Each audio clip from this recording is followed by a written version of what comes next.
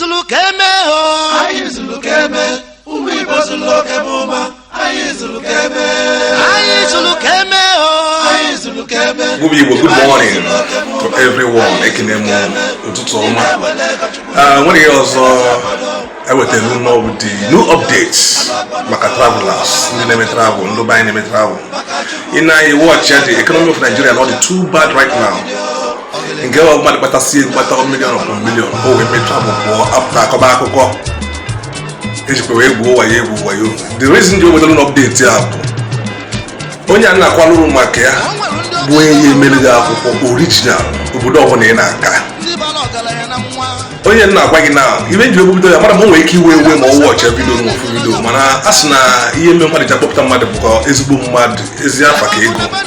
Ihe nji agwalụ na ihe a bụ na onye anụ ma iburu ego ime mmadụ 14 people go make good visa. 14 people traveled outside, no problem.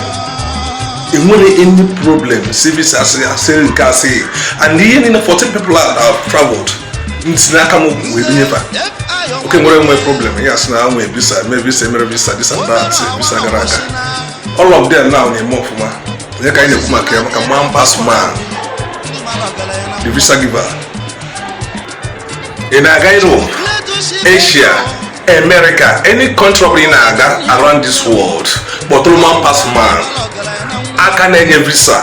Instead of 14 people can deal from no problem. More is within 2 months, a month and go visa after goes we move out. These 14 people they mess up some of them are Europe, some in Asia.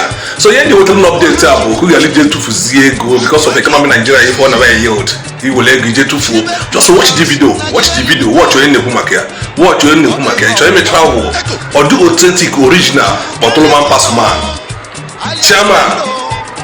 Chairman visa giver Otoria. Even always some people always rule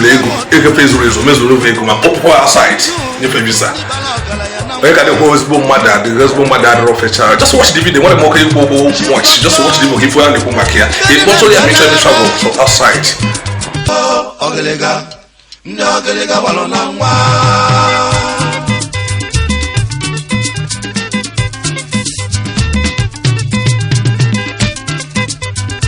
onwere ndị ogelega waro na nwa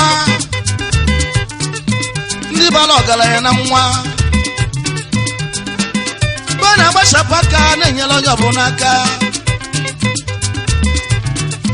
ebe ọ bụ na ba na-enye nye ka Chukwu ji enyeba mmadụ kwuru mmadụ n'ụwa agụba wee kalesịa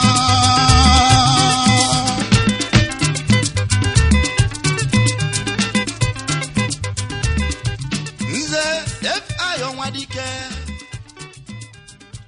o mere ha nwa n'ọbọchị na